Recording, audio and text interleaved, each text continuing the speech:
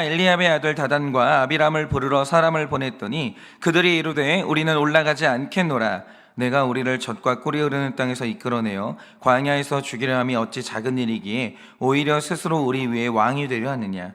이뿐 아니라 내가 우리를 젖과 꿀이 흐르는 땅으로 인도하여 들이지도 아니하고 밭도 포도원도 우리에게 기업으로 주지 아니하니 내가 이 사람들의 눈을 빼려느냐. 우리는 올라가지 아니하겠노라. 모세가 심히 노하여 여호와께 여짜오되 주는 그들의 헌물을 돌아보지 마옵소서. 나는 그들의 나귀 한 마리도 빼앗지 아니하였고 그들 중에 한 사람도 해하지 아니하였나이다 하고, 이에 모세가 고라에게 이르되 너와 너의 온 무리는 아론과 함께 내일 여호와 앞으로 나아오되 너희는 제각기 향로를 들고 그 위에 향을 얹고 각 사람이 그 향로를 여호와 앞으로 가져오라. 향로는 모두 250개라. 너와 아론도 각각 향로를 가지고 올지니라. 그들이 제각기 향로를 가져다가 불을 담고 향을 그 위에 얹고 모세와 아론과 더불어 회막문에 서니라. 고라가 온 회중을 회막문에 모아놓고 그 두 사람을 대적하려 하며 여호와의 영광이 온 회중에게 나타나시니라. 여호와께서 모세와 아론에게 말씀하여 이르시되 너희는 이 회중에게서 떠나라. 내가 순식간에 그들을 멸하려 하노라. 그 두 사람이 엎드려 이르되 하나님이여 모든 육체의 생명의 하나님이여 한 사람이 범죄하였거늘 온 회중에게 진노하시나이까. 여호와께서 모세에게 말씀하여 이르시되, 다 같이 읽겠습니다.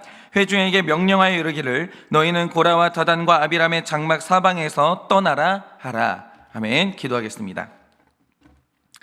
하나님, 오늘도 하나님께서 이 반역이 얼마나 무서운 죄인지를 깨닫게 하시고 너희는 당장 그들의 장막에서 떠나라고 말씀을 하십니다. 하나님, 이 반역의 자리는 죽음의 자리이고 이곳에서 떠나는 것만이 우리가 살 길임을, 우리가 약속의 땅에 들어가는 길임을 압니다. 하나님, 그러므로 오늘도 우리는 내가 반역의 자리에 서 있지 않는지 다시 한번 뒤돌아보고 그 자리를 떠나고자 하오니 주여, 우리가 나 자신을 투명하게 보게 하여 주시고 인정케 하여 주시고 오늘도 주님의 약속의 자리를 향해 나아갈 수 있도록 은혜를 허락하여 주시옵소서. 주님, 오늘도 말씀하시면 듣겠습니다. 말씀하여 주시옵소서. 예수님의 이름으로 기도드립니다. 아멘. 네, 우리가 지금 어제부터 그 민수기에서 이 가장 중요한 사건이라고 할 수 있는 이 고라당의 사건을 묵상하고 있는데요. 우리가 이 사건을 대하면서 정말 큰 두려움과 중요성을 가지고 묵상하셔야 됩니다. 좀 더 집중을 하셔야 돼요. 왜냐하면 이 성경을 봤을 때 하나님이 반역자라고 규정하는 사람 중에서 심판을 피한 사람은 단 한 명도 없었고, 반역자 중에 반역했던 모든 사람들은 40년의 광야 생활을 피할 수가 없었거든요. 그러면 어제 말씀에서 반역이 왜 용서받지 못한 죄라고 했습니까? 여러분, 한번 잘 들어보세요. 우리가 이 초등학교만 나와도 알게 되는 지식이 있는데요, 우리가 어느 땅을 부를 때 대한민국이라고 부른다라고 하죠. 그러면 세상이 그 땅을 모두 다 대한민국이라고 불러줄 때 그 이유가 뭡니까? 그 땅을 통치하는 사람들이 한국인이기 때문이죠. 그러니까 독도가 너무 확실한 우리 땅인 이유가 뭡니까? 일본이 이러니 저러니 하면서 논리적으로 말을 해봐도 한국의 독도 수비대가 그 땅에게 치안을 유지하면서 실제적인 통치를 하고 있기 때문에 독도는 너무나 명확하게 한국 땅인 것이죠. 그 땅은요, 한국인이 통치하고 있어요. 그럼 논리는 필요가 없는 거예요. 거기는 한국 땅인 겁니다. 그러니까 나라라는 것의 본질은 뭐냐면 누가 통치하고 있냐, 이게 핵심인 거죠. 그런데 성경이 이 개념을 인정하는 게요, 이 세상에는 하나님의 나라 천국이 존재합니다. 그러면 천국이 뭐죠? 천국이 뭡니까? 여러분, 천국이라는 것의 이 본질을 왜곡하시면 안 되는데, 천국은 고통이 없고 먹을 게 많아가지고 모는 사람이 살쪄 있고, 이거는 북한이 말하는 천국이고요. 하나님 나라는 그런 게 아닙니다. 천국의 본질이 뭐냐면 하나님이 통치하시는 땅이 천국이에요. 그런데 하나님이 통치하시는 이 천국이 죽어야 갈 수 있는 곳이냐라고 하면 그게 아니라는 거예요. 천국은 이게 중요해요. 여러분, 마태복음 12장 28절이 기록하는 것처럼 천국이 이 땅에서 시작되는 것인데, 천국이 이 땅에서 시작된 사람이 죽음 너머에 있는 천국에 가는 거예요. 그러니까 이 땅에서 천국이 임하지 않은 사람이 죽음 너머의 천국을 갈 수 있냐? 못 갑니다. 천국은 이 땅에서 임하는 거예요. 그래서 무슨 천국이란 이 땅에서 임해야 되는 것인데, 그러면 지금 내 삶에서, 지금 이 땅에서 천국이 임한다라는 게 무슨 뜻이겠습니까? 제가 앞서서 말씀드렸지만 천국의 시작은 하나님의 통치거든요.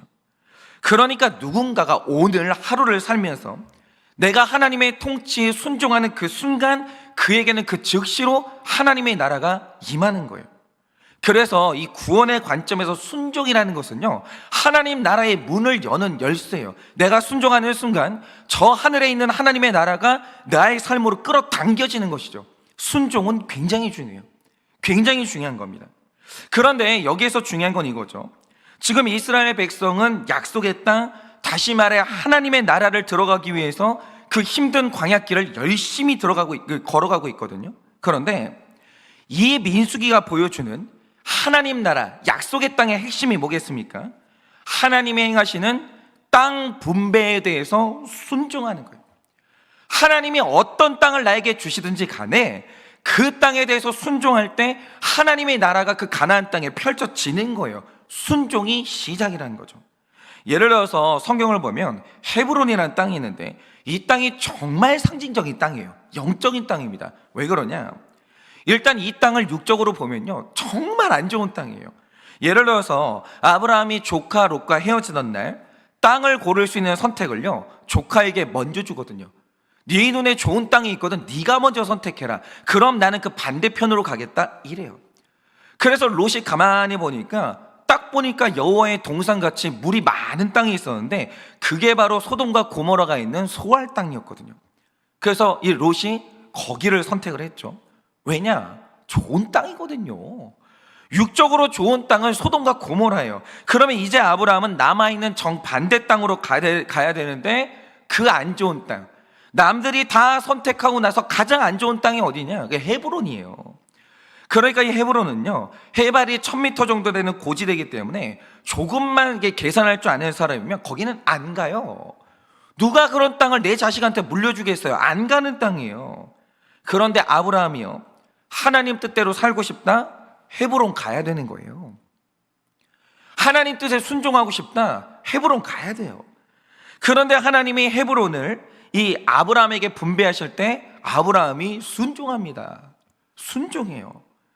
그러니까 이 헤브론은요, 순종하는 사람만 갈 수 있는 땅이 헤브론인데 그 증거가 뭐냐? 공교롭게도 사라, 레아, 이삭 같은 택자가 전부 다 헤브론 땅에 묻혔어요. 순종하지 않는 사람은 헤브론에 못 가요.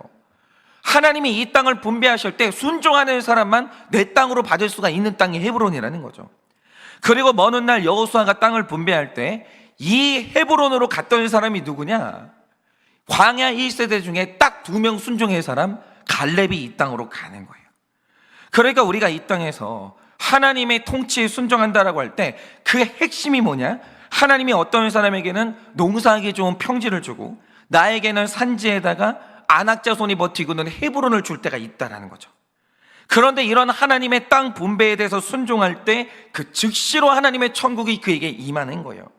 그러니까 제가 저는 어린 시절이 지옥이었어요. 그러니까 38살 때까지 저는 인생이 지옥이었어요. 목사였는데 저는 이 땅에서 지옥을 살았어요. 그러면 그 이유가 뭔지 아십니까?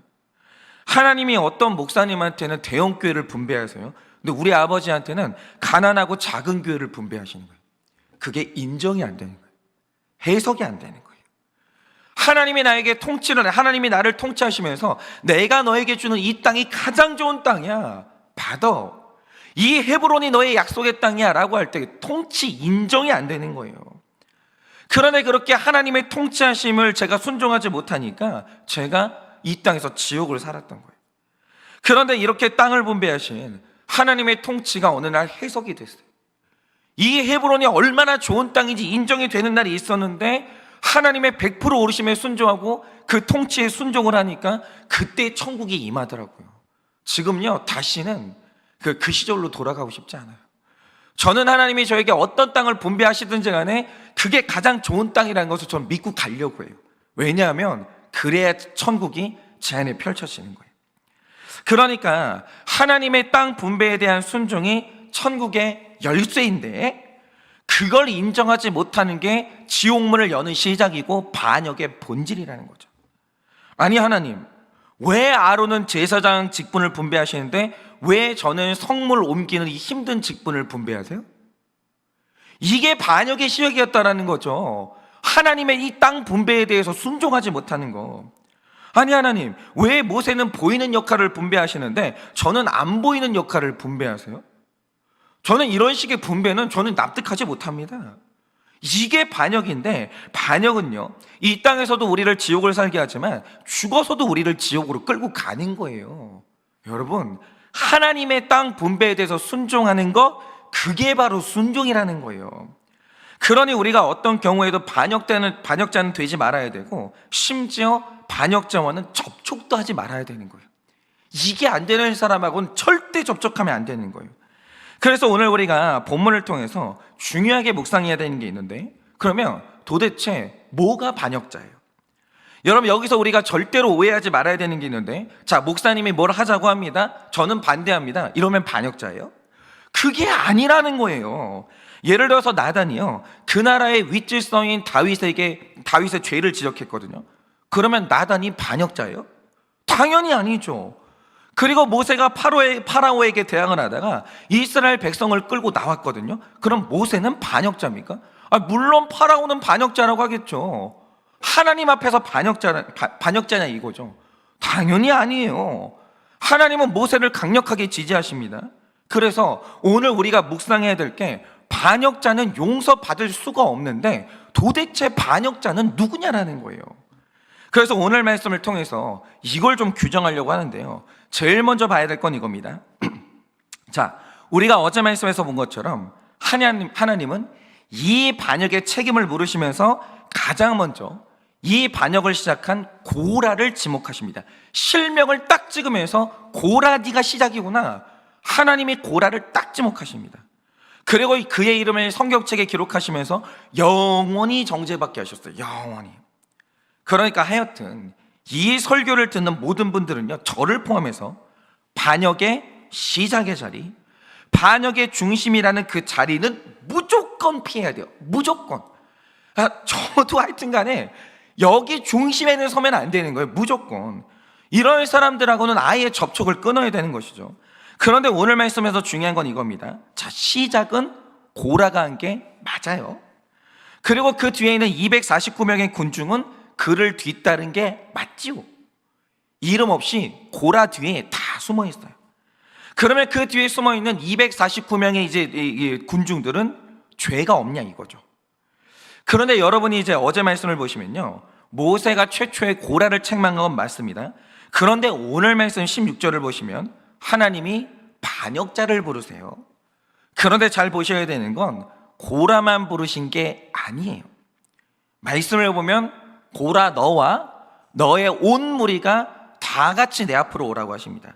그리고 17절을 보면 반역의 상징인 향로를 들고 오게 하는데, 17절을 잘 보시면 이 향록을 고라가 대표를 들고 오는 게 아니고요, 250명이 각자 자기 손에 이게 향로를 들고 오는데, 말씀을 보면 한 사람 한 사람을 구별하는 제각기 각 사람이 각각이라는 표현이 3번이나 등장해요. 이 말 뜻이 뭐냐면, 하나님이 반역자를 구별할 때 주동자와 따르는 사람을 따로 구별하지 않았다라는 거예요. 일단 이 반역에 참여할 사람이라면 250명 전체를 동일한 반역자로 보시는 거예요. 왜냐? 모든 사람이 자기 손에 이 반역의 상징인 향로를 들고 있어요. 250개를 다 동일하게 들고 있었다는 거죠. 그러면 하나님이 이렇게 모든 사람을 반역자로 똑같이 지목하신 이유가 뭐겠습니까? 만약에 고라가 질서를 뒤엎고 모세와 아론을 비방하고 있을 때 249명이 그를 지지하지 않았다라고 하죠. 정신 차려. 아니, 하나님이 세우신 지도자인데 왜 그러는 거야? 정신 좀 차리라고. 만약에 이런 식으로 말하면서 등을 돌렸다라고 하면 고라라는 인물 자체가 탄생을 못해요. 반역이 성립을 못합니다. 그러니까 우리가 어떤 사람을 지도자라고 할 때 혼자 돌진하는 사람은 독불장군이지 그 지도자라고 불러주지를 않아요. 지지하는 사람이 없는 사람은 지도자가 아니에요. 그런데 지도자가 어떻게 탄생합니까? 예를 들어서 히틀러가 외치길, 우리 게르만 민족이 이렇게 힘들어진 것은 유대인들이 우리 재산을 다 빼앗아가서 그래, 유대인들을 다 죽여야 돼 라고 할 때 지지하는 사람이 있어야 지도자가 되는 거예요. 그러니까 이 히틀러라는 인물은요, 그냥 상징이에요. 독일 국민의 열망이 출산한 상징일 뿐이지 독일 국민의 지지를 받지 못하는 히틀러는요, 그냥 정신병자예요. 마찬가지로 17절에서 하나님이 고라 뒤에 숨어있는 이름 없는 군중들에게 정확히 하시는 말씀이 뭡니까? 너희가 순진해서 고라에게 속은 척을 하지만 사실 고라는 너희 각 사람이 가진 욕망의 결과일 뿐이라는 거예요. 그러니까 어떤 사람이 하필이면 반역자와 공동체가 된다라고 할 때 그 자체가 말해주는 게 뭐냐? 하나님은 절대 안 속아요. 저에게도 안 속고 여러분에게도 안 속으시는데 하필이면 많은 사람이 있는데 어떤 사람이 반역자의 무리에 속한다라고 하죠. 그 자체가 분별해 주는 게 뭡니까? 순진해서 속은 게 아니라는 거예요. 고라가 외치는 반역의 열망이 내 안에 있었다라는 거예요. 그러니까 딸기에 대한 욕구가 없는 사람은요, 딸기 장수의 소리가 들리지 않아요. 아무리 외쳐봐도 안 들리는 거예요. 그런데 딸기 장수의 소리가 들리는 이유가 뭐겠습니까? 내 안에 딸기의 욕구가 있기 때문이에요. 여러분, 고라가 반역을 외칠 때 모든 사람이 설득된 게 아니에요. 듣지도 않은 사람은 얼마나 많은지 몰라요. 근데 이상하게 250명은 들렸다라는 거죠. 왜일까요? 반역의 욕구가 내 안에 있었기 때문이에요. 그러므로 이 고라만 반역자가 아니라 그 무리 또한 똑같은 반역자라는 게 뭘 의미하냐? 누구나 반역자가 될 수 있다는 거예요. 누구나. 주동자만 반역자가 되는 게 아니고요, 거기에 설득되는 모든 사람이 반역자가 다 될 수 있다는 거예요. 저도 반역하는 목사가 될 수 있죠. 여러분 모두가 다 반역자가 될 수 있다는 거예요. 그래서 오늘 말씀에서 고라당을 볼 때 다른 어떤 사람을 떠올리시면 안 되고요, 내 안에 존재하고 있는 이 고라의 욕구를 보셔야 되는 거예요. 그건 내 안에 있는 거예요.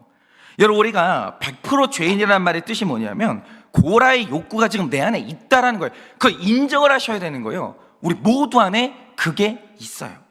그러면 내가 바로 반역자가 될 수 있는 사람인데, 그럼 내 안에 있는 이 반역의 가능성이 뭐겠습니까? 그걸 이제 되게 중요한 건데, 오늘 말씀에서 뚜렷하게 보이는 이 반역의 씨앗이 뭐냐면 내가 나에게 속는 사람이 반역자예요. 그러니까 이게 무슨 뜻이냐? 여러분이 12절부터 14절을 보시면 모세를 비방하는 다단과 아비람을 보게 되는데, 이들이 모세를 비방하는 내용이 뭡니까? 내가 당신을 인정하지 못하는 이유가 뭐냐 하면 13절에 네가 지금 왕이 되려고 하잖아. 우리가 지금 하나님을 모시려고 지금 지금 여정을 하고 있는데 너 사실은 네가 왕이 되려고 하잖아. 모세에게 이렇게 말합니다. 그러니까 이 말 뜻이 뭐냐면 모세, 너한테 숨겨진 야망이 있다는 걸 내가 알았다는 거예요. 그 뜻이고, 14절에서 네가 지금 우리의 눈을 빼려고 한다라고 하는데 이 말 뜻은 네가 지금 우리를 속이려고 한다라는 거예요. 네가 순수하지 않다라는 거죠. 그러니까 지금 이들이 반역을 하면서 내세운 이유가 뭐냐면 이 윤리적인 문제예요. 넌 지금 정의롭지 않아. 너 지금 경계를 넘어서 이런 식으로 지금 윤리적인 이유를 대고 있다는 거죠. 근데 이게 싹 다 거짓말이에요. 그건 다 거짓말이에요. 그러면 이게 거짓말이라는 증거가 뭡니까? 만약 이 반역의 이유가 진짜 이거라면 하나님이 이게 사실이 아니라는 증거를 보여주시면 되는 거예요. 아니야. 이게 너희가 지금 오해하고 있는 거고, 모세는 사실 그런 사람이 아니야. 진짜 이유가 그거라면 하나님은 그렇게 설득을 해주신다니까요. 그런데 백성이 이런 이유를 가지고 반역을 하자 16절에서 하나님이 명하시는 게 뭡니까? 고라와 그를 따르는 무리에게 명하시길 너희는 내일 아침에 아론과 함께 나한테 오라는 거예요. 그리고 하나님이 누구를 인정하시는지 너희가 보라 이거죠. 그런데 학자들이 말하는 바, 하필이면 왜 아론을 부른 다음에 하나님이 누구를 인정한지 너희가 보라, 이 명령을 하신 이유가 뭐겠어요? 사실 이들이 여러 가지 이유를 대고 있지만 사실 이 반역의 진짜 이유가 뭐냐면 나도 제사장 되고 싶어요, 요거예요. 다른 이유는 다 거짓말이에요. 그냥 이 반역의 진짜 중심에 있는 게 뭐냐면 저도 제사장 되고 싶어요, 저도 대접받고 싶고요, 저도 저 화려한 옷이 입고 싶어요, 요거 하나밖에 없는 거예요. 다른 이유는 싹 다 거짓말이에요. 이게 진짜 이유예요. 하나님은 안 속아요. 그러니까 반역자들이 무슨 대단한 이유를 갖다 대면서 이러쿵 저러쿵 하는데 그거 전부 다 헛된 소리고요. 진짜 이제 이유는 직분 욕심이에요. 그 이상도 이하도 없어요. 인간은요, 윤리 안 좋아요. 도덕 안 좋아요. 그거 다 포장이고요. 사실 그 안에 있는 게 뭐냐면 명예욕이에요. 그거 말고 다른 거 없습니다. 그냥 딱 그거라고 보시면 돼요. 그런데 여기에서 진짜 중요한 건 이겁니다. 사실 앞에서 말한 명분들은 다 위선이고요. 내 진짜 욕망은 명예욕, 직분 욕심이라는 걸 고라당 본인들이 인정하고 있고 알고 있냐라고 하면 그게 아닌 게 문제예요. 그러니까 이런 겁니다. 성경은 인간론이기 때문에 성경이 밝히고 있는 인간의 적나라한 속사를 여러분이 보셔야 되는데, 사람 중에 이렇게 생각하시면 돼요. 사람 중에 솔직한 사람 한 명도 없어요. 인간 중에 내 속마음을 그대로 말하는 솔직한 사람이 있냐라고 하면 한 명도 없다고요. 한 명도. 인간 안에는 진솔함이 없고 솔직함이 없어요. 예를 들어서 2017년 미국 대선에서 엄청난 사건이 일어났는데, 이때 도널드 트럼프가 미국의 45대 대통령으로 당선이 되거든요. 이 사건이 전 세계에서 엄청난 쇼크였습니다. 왜입니까? 이 사람이 2016년에 대선 운동을 시작했는데 그때 외쳤던 구호가 장벽을 세우자 이거예요. 그런데 여러분, 이게 무슨 뜻이에요? 그러니까 말하자면 이거예요. 원래 미국의 주인은 백인 앵글로 섹슨족이라는 거예요. 그러니까 백인에다가 이 청교도 신앙을 가진 사람, 이게 이 땅의 주인이라는 거죠. 그런데 유색 인종들이 남의 땅에 들어와 가지고 우리 일자리를 빼앗고 있다. 이게 이게 트럼프의 외침이었어요. 그러면서 트럼프가 말한 게 뭐냐면 백인 우선의 정책을 펼치고 타 민족의 이민이 어렵고 취업이 어렵도록 보이는 장벽과 보이지 않는 장벽을 만들자라고 대놓고 말한 건 트럼프밖에 없었어요. 그런데 이게 명백한 인종차별적인 발언이기 때문에 당시에 교양이 있다는 미국인들이면 트럼프를 다 조롱했어요. 와, 세상에 저렇게 무식한 인간이 있나? 아니 21세기 대명천지에 아직도 인종차별을 말하는 사람이 있네. 다 조롱했어요. 그리고 그 사람을 따르는 사람들을 조롱을 했는데 학력이 낮은 백인들이나 트럼프를 이렇게 따르지, 이런 식으로 얘기를 했다고요. 그래서 실제로 대선 하루 전까지 모든 뉴스에서 예측한 게 뭡니까? 상대방인 힐러리 클린턴이 당선될 확률이 90% 이상이라는 거예요. 90% 이상. 우리 미국이 저런 사람을 대통령으로 뽑을 리가 없다라는 거죠. 전부 다 그렇게 예측을 했어요. 그런데 이렇게 예측을 한 이유가 뭐냐면 실제로 여론조사를 돌려보니 트럼프를 지지한다라고 말했던 응답이 너무 낮은 거예요. 너무. 그래서 다들 그렇게 예측을 했죠. 아, 다음 대통령은 힐러리구나. 다들 힐러리 앞에 이제 줄 서고 그랬죠. 근데 웬걸요? 득표를 해보니까요, 트럼프가 선거인단 과반수를 확보하면서 미국의 대통령이 됐어요.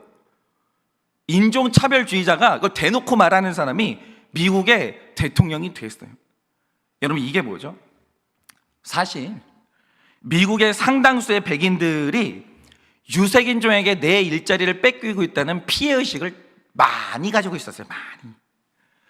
그래서 사실 그 사람들 안에 인종차별이 있어요? 뭘 없어요? 없기는.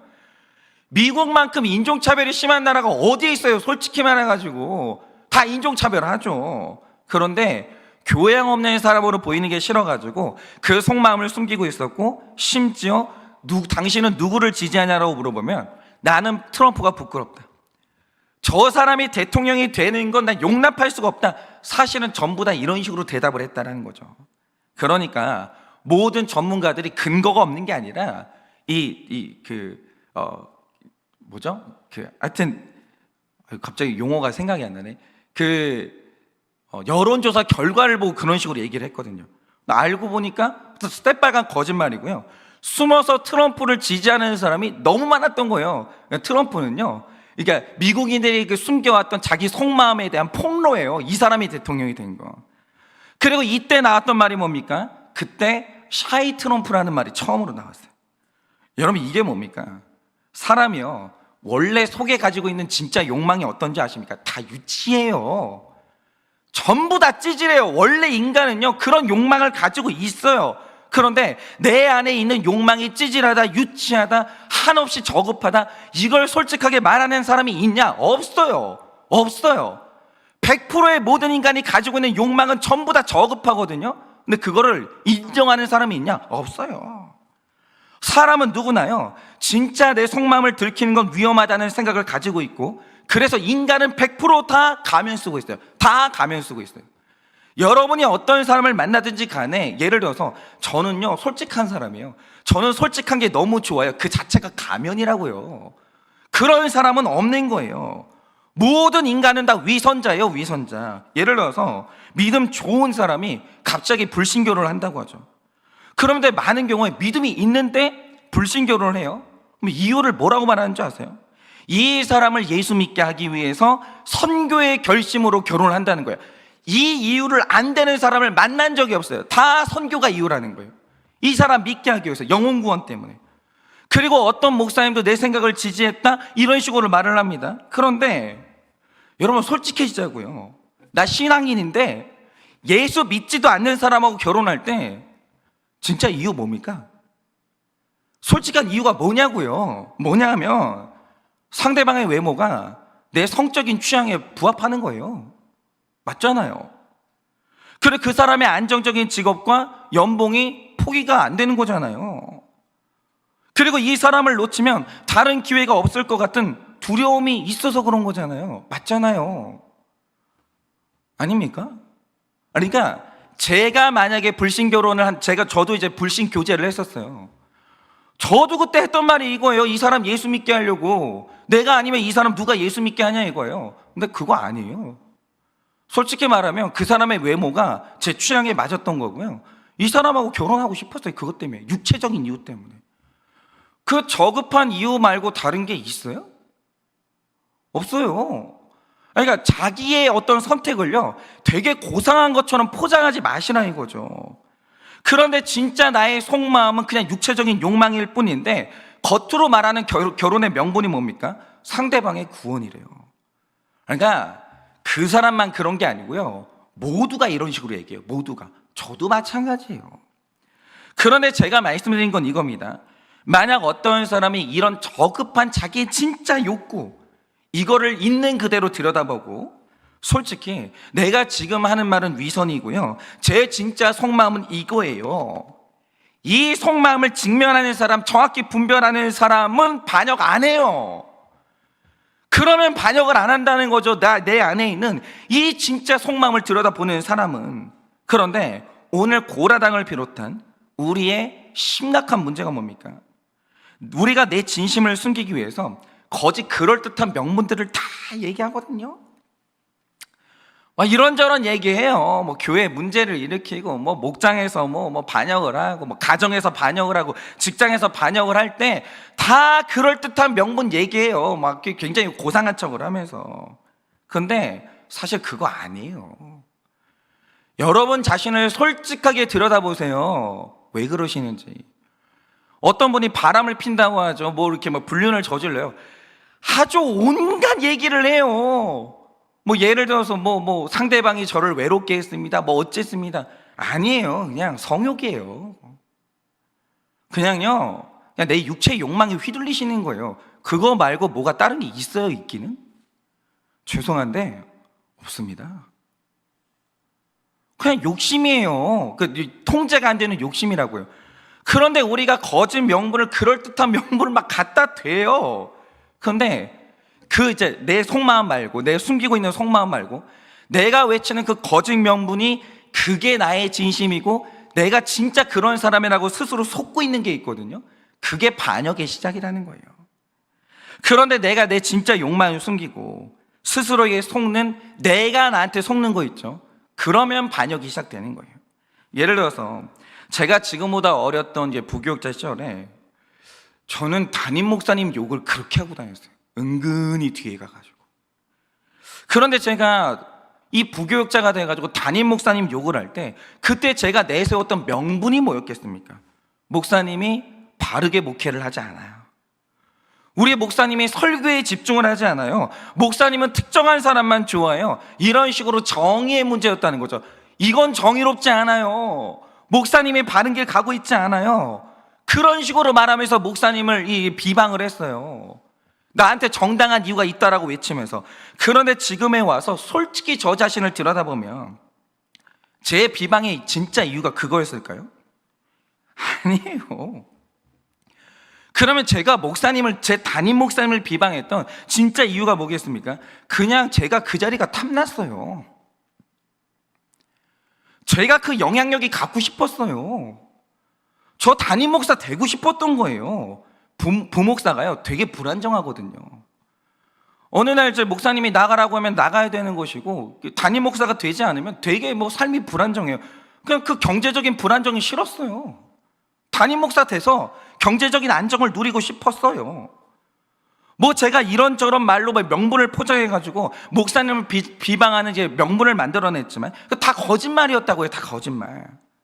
그냥 저는 담임 목사가 돼서 대형교회 목사가 되고 싶었고 종교적인 귀족이 되고 싶었어요.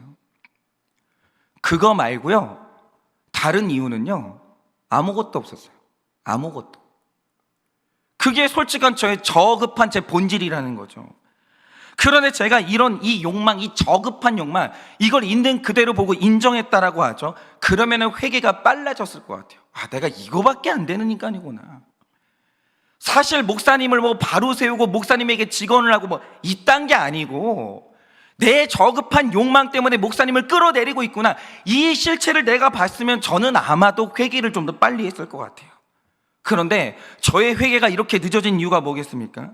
내가 위선으로 내세우고 있는 비방의 명분이 있었는데 이게 내 진실한 이 명분이라고 제가 스스로 속고 있었기 때문이에요. 난 되게 괜찮은 사람이고 나는 굉장히 고상한 걸 추구하고 있다. 제가 저한테 완전히 속았어요. 그러니 회개가 될 리가요? 회개가 안 되는 거죠. 그런데 사실 제 진짜 욕망의 실체는요, 수준이 낮아도 그렇게 낮을 수가 없고요, 저급해도 그렇게 저급할 수가 없는 거예요. 그렇게 초등 수준으로 살면서 마치 내가 고등 수준의 사람인 것처럼 그러고 스스로 속이며 살았던 거죠. 그러니 회개가 안 되는 거예요. 그러니 반역을 하면서도 나는 정의롭다고 착각을 했던 거죠. 그리고 이건 지금도 마찬가지예요. 뭔가를 제가 교회를 추진하려고 할 때 가만히 들여다보면요, 열등감의 치료고요, 사람들 앞에 저 자신을 증명하고 싶고 과시하고 싶은 거예요.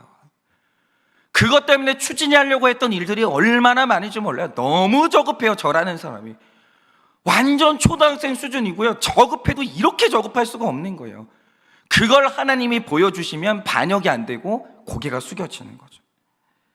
그런데 제가 만약에 거룩한 목적을 향해서 간다? 제가 고상한 게 아니라 이렇게 저급한 저를 정말 거룩한 쪽으로 끌고 가시는 하나님의 은혜만 있을 뿐인 거예요. 여러분, 이제 우리가 자신의 100% 죄인됨을 인정하고 스스로의 욕망을 솔직하게 좀 보세요. 여러분은 지금 포장하고 계세요. 여러분이 지금 자꾸 어떤 말씀을 하고 계시는데 여러분은 지금 포장하고 계시다고요. 그거 진실 아니에요. 여러분, 우리 솔직하게 말해보자 이거죠. 교회에서 누군가가 직분을 받았을 때 우리 교회는 부자만 좋아해, 우리 목사님은 정의롭지 않아 외칠 때가 있어요. 진짜 그게 사실일 때가 있죠. 그럼 좋아요. 근데 우리가 이제 어떤 직분자가 이제 세워지는 시기에 비방을 한다라고 하죠. 그러면 그 외침에 솔직한 욕망은 뭐예요? 그거 인정하고 계세요? 보고 계세요? 여러분 자신한테 속고 있지는 않으십니까? 그러니까 내가 그 자리에 직분에 관심이 없으면 누가 해도 그만이에요, 사실은. 근데 사실 우리가 그렇게 관심을 가지면서 그 직분 임명하는 거 비방하는 이유가 솔직히 뭐예요? 내가 그 직분 탐나잖아요. 그래서 그렇게 흥분하시는 거 아니에요?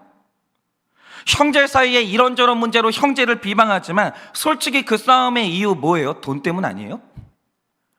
누가 더 한 푼이라도 부모 마음을 훔쳐가지고 누가 더 한 푼이라도 가져가냐?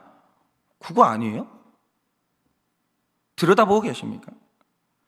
이미 결혼한 우리가 어떤 이성을 만날 때 상담이다, 팀워크다, 뭔가를 도와주고 싶어서 그런다 하지만 솔직히 그 이성 자꾸 왜 만나세요?